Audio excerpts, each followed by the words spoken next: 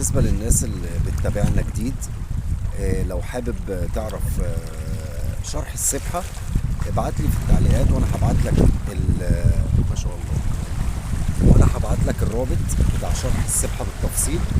انما بالنسبة لوصف السبحة، هي 5 أسلحة فوق 2 تحت. طبعا ليها تفاصيل وليها معايير وليها شروط. وصفها 5 أسلحة فوق 2 تحت. السلاح الأساسي بتاعك 8 كفتة. الطعم أساسي برغوت. ليها مميزات، طبعا ليها مميزات. الناس اللي بتتابعنا لأول مرة وتسمع الكلام ده، مميزاتها ان هي تفرق معاك في الكم زي ما احنا قلنا. بتطلع بسمكتين، بتطلع ب3، بتطلع باكتر من كده ب4 وب5، وفي 4 الزوار على القناة. لو حابب تتفرج ارجع للفيديوهات بتاعة البطاطا السنة اللي فاتت، هتلاقي السبحة بتوقع بال4. ميزة تانية للسبحة، هي طبعا بتعتمد بنسبة كبيرة على اللطش، يعني 80% تقريبا، وممكن يزيد عن كده. وممكن يغلط معاك اي سمك ممكن تتخيل. قلنا الكلام ده في الفيديوهات قبل كده. بالنسبة للناس اللي بتتابعنا جديد، خدنا بيها ميرا، خدنا بيها مرمار، خدنا بيها شراغيش، خدنا بيها دنيس، خدنا بيها كحلة، خدنا بيها صرب، خدنا بيها وقار، خدنا شجار. كل ده متوثق في فيديوهات على القناة. لو حابب ترجع وتتفرج ارجع للفيديوهات. فيديوهات طبعا جميلة الحمد لله كلها. بتشكل عليك سمك، ما عدا البوري طبعا زي ما احنا قلنا، عشان انت بتطعم بالبرغوث. خليك معي. بسم الله الرحمن الرحيم. اعزائي مشتركي القناه ومشاهدي القناه، السلام عليكم ورحمه الله. تحياتي لكل مشاهدي القناه، مشتركين ومشاهدين. كل التحيه والتقدير الخاص جدا لكل الناس اصحاب التفاعلات الايجابيه في كل فيديو. انتوا بصراحه سر من اسرار استمرار القناه، سر من اسرار النجاح بعد المولى عز وجل. ليكم كل التحيه والتقدير، بشكركم كل الشكر. النهارده ان شاء الله هنقدم طريقه جديده. هنحط ان شاء الله، هنشتغل بالسبحه. بما ان البطاطا الهدف بتاعنا، هنشتغل بالسبحه. الناس القديمه عارفه طبعا. انت لو بتتابعنا لاول مره، هتشوف تفاصيل السبحه في الفيديو. ولو محتاج شرح السبحه بالتفصيل، في فيديو موجود، اكتب لي في الكومنت هتلاقيني ببعت لك الرابط. نثبت لنفسينا ان الموضوع محتاج اسلحه كتير. هنبدل السلاحين اللي تحت بشلتين.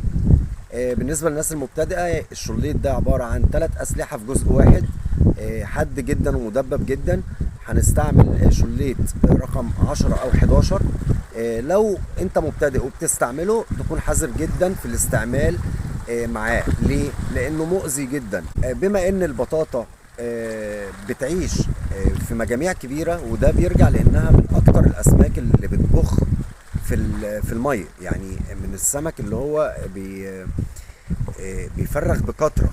فعشان كده بتلاقيه في الميه مجاميع كتير قوي بتاكل مع بعض. فاحنا بننزل باسلحه في وسط منه وبنجذبه باي طعم. وبما ان احنا هنشتغل طبعا بالسبحه، فالناس القديمه كلها عارفه، والناس المتابعه عارفه ان احنا هنشتغل بالسبحه. طيب، بدل ما نحط سلاحين تحت، فكرنا في الفكره المجنونه نحط شلتين تحت مقاس 11 او 10. وهنشوف النتيجه، هل هتكون مجديه اكتر من السلاحين اللي تحت، ولا الموضوع مساوي بعضه او موازن بعضه. هنشوف في الفيديو ان شاء الله. اتمنى من ربنا ان شاء الله ان الفيديو ينول اعجابكم. تحياتي للجميع. يلا بينا نتفرج على الفيديو. يلا بينا. ورميه كده، هي موجوده في القريب وموجوده في الوسع وموجوده عايمه وموجوده على الارض وموجوده بين الميتين، باحوال سمكه باحوال. فرصه ان انا اشكر كل الناس الداعمه للقناه. ما شاء الله، بشكركم كل الشكر. انتوا سر استمرار القناه. ده الكلام ده بجد يعني، والناس اللي هي متواصله معايا على الخاص عارفين الكلام ده كويس. انتوا اللي مخلين القناه تستمر، انتوا اللي مخلين القناه تنجح. كل ده بفضل الله ثم دعمكم للقناه. بشكركم كل الشكر وليكم كل التحيه والتقدير. واي حد عايز يتواصل معايا على الخاص يكتب لي في الكومنت، وانا هبعت له الرابط بتاع الفيس. لان انا ما بسيبش رقم التليفون يا جماعه، عشان محدش يفتكر ان انا بتعمد ان انا ما بردش. وقت شغلي ببقى غير متاح ان انا اتكلم مع حد. تواصل معايا على الخاص وهنتكلم مع بعض ونوصلوا لبعض ان شاء الله. هبات الريح يا جماعة الساعة 9 هتوصل لدرجة أنا أول مرة يعني أسمع إن ممكن ضربات الريح، مش أسمع يعني، أنا حصلت معايا قبل كده بس مش بالصورة دي. زي ما احنا شايفين البطاطا اهي هتوصل ل64 وممكن تعدي كده كمان. دي هبات الريح يا جماعة، هبات الريح هتوصل على الساعة 9 هتشد جامد جدا. معظم المنصات والمواقع عطياني ان الهبات دلوقتي 24. فاكر دايما ان الحصيلة ان شاء الله كالعادة هنشوفها في اخر الفيديو ان شاء الله. بتمنى ان شاء الله ان اكون عند حسن ظن الجميع. الناس اللي بتتابع جديد، لو انت عايز تعرف حاجات معلومات عن البطاطا، في فيديو على القناة ما شاء الله ما شاء الله، في فيديو على القناة بعنوان 8 معلومات هامة عن البطاطا لكل صياد. زي ما احنا شايفين اللاتش اهو.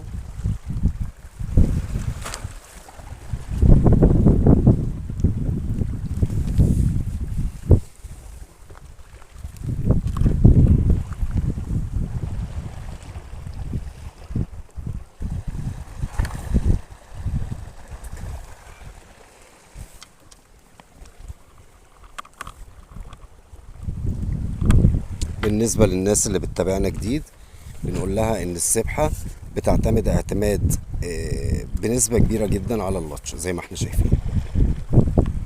ان شاء الله الفيديو اللي جاي واحنا بنرمي كده مع بعض هنتكلم عن فوائد الصيد. فوائد الصيد اللي فيه ناس كتيرة قوي مش واخدة بالها منها. هنتكلم عن اكتر من 10 فوائد للصيد، فيهم فايدتين عايز اقول لك بالدنيا واللي فيها، يعني فايدتين للصيد هنعرفهم وهنتعرف عليهم الفيديو اللي جاي ان شاء الله. وزي ما احنا شايفين دي وكلة. تعالي بقى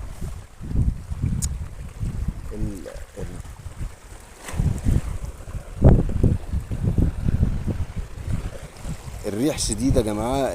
زي ما انا قلت وصل الهبات بتاعته حاجة و50 تقريبا.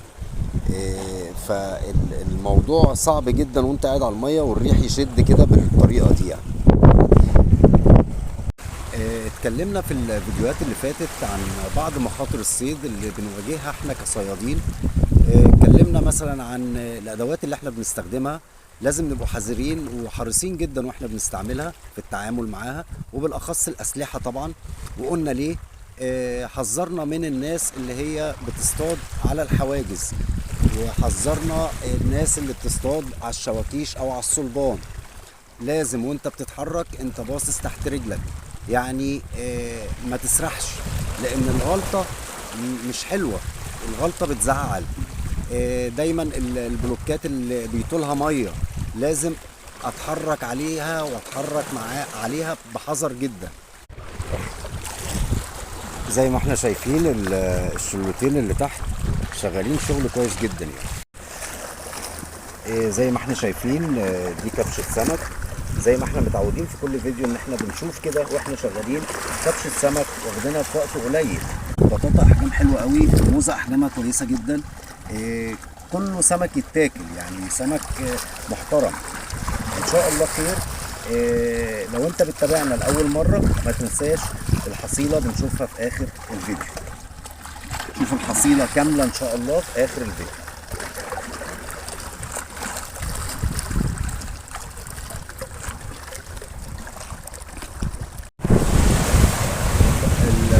الريح شد والبحر شد. تعالوا بينا كده نشوف كبشة مرمار خدناها في اقل من نص ساعة بالمكنة، وما لحقتش اصورها طبعا لان كانت المرمار هاجم علينا هجمة جامدة قوي، وخدنا منه كبشة حلوة قوي.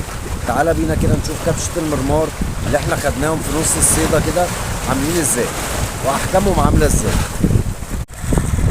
زي ما انت شايف كده دي كبشة مرمار في وقت قصير. ما شاء الله الاحجام زي ما احنا شايفين كلها خشنة، زي ما احنا شايفين كله لسه طالع دلوقتي يا دوبك، يعني لو هتصدق اقل من نص ساعة.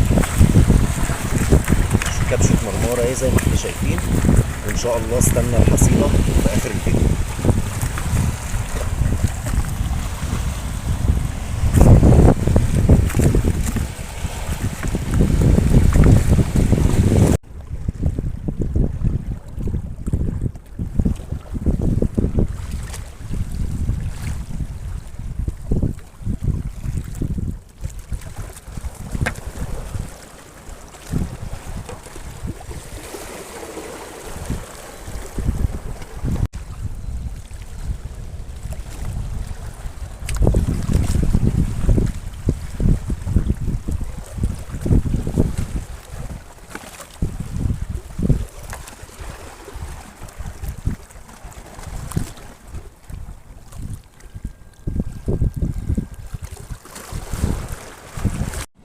زي ما انت شايف كده دي كبشة بطاطا على موزة زي ما احنا شايفين كده. الموزة احجام حلوة جدا.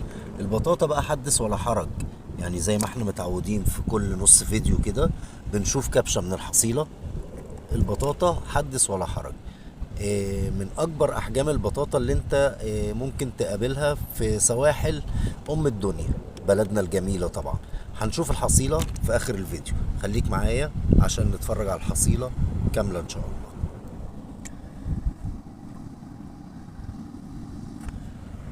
اقول لك شوية تاكل فوق شوية تاكل تحت. سمكة زي ما انا بقول دايما عليها سمكة مجنونة. الاحجام كويسة جدا زي ما احنا شايفين اهي، واكلة على الساحل زي ما انت شايف كده، واكلة على السلاح التاني من فوق. فالبطاطا بتاعت الوعر بتبقى لها مميزات او بتفرق عن البطاطا بتاعت الرملة في انها بتبقى مصححة. من اهم المعلومات اللي احنا بنكررها دايما قطعة الخيش دي يا جماعة، وبالاخص الناس اللي بتسافر مسافات طويله واللي بتستهدف البطاطا بننزلها كده في الميه. قطعه الخيش دي بنشربها من ميه البحر وبنطلع نعصرها عصره حلوه. ناخدوا قطعه الخيش دي منديه ونحطها على السمك، وبالاخص البطاطا، لان البطاطا من السمك اللي بيبوظ بسرعه لما بيتعرض لدرجه حراره عاليه. فقطعة الخيش دي من زمان قوي زي ما قلنا في الفيديو اللي فات بنستعملوها في النقايص كنا زمان، وفي الغلقان على طول اساسي بتتعصر من ميه البحر كويس، وبناخدوا القطعه دي منديه ونحطها على السمك زي ما احنا هنشوف. يلا بينا نشوف الحصيله. اللهم لك الحمد. دي كانت الحصيله النهارده زي ما احنا شايفين ومتعودين في نهايه كل فيديو بنشوف الحصيله كامله. موزه احجام حلوه جدا، شراغيش، بطاطا كانت احجامها كويسه جدا. كل ده دخل على السبحه وعلى البرغوت، وسلاح 9 بدل سلاح 8 غيرناه ب9 عشان الارض فيها موزه. بشكر حضرتك جدا انك وصلت معايا للدقيقه دي في الفيديو. ان شاء الله نتقابل قريب على خير في فيديو قريب ان شاء الله. السلام عليكم ورحمه الله.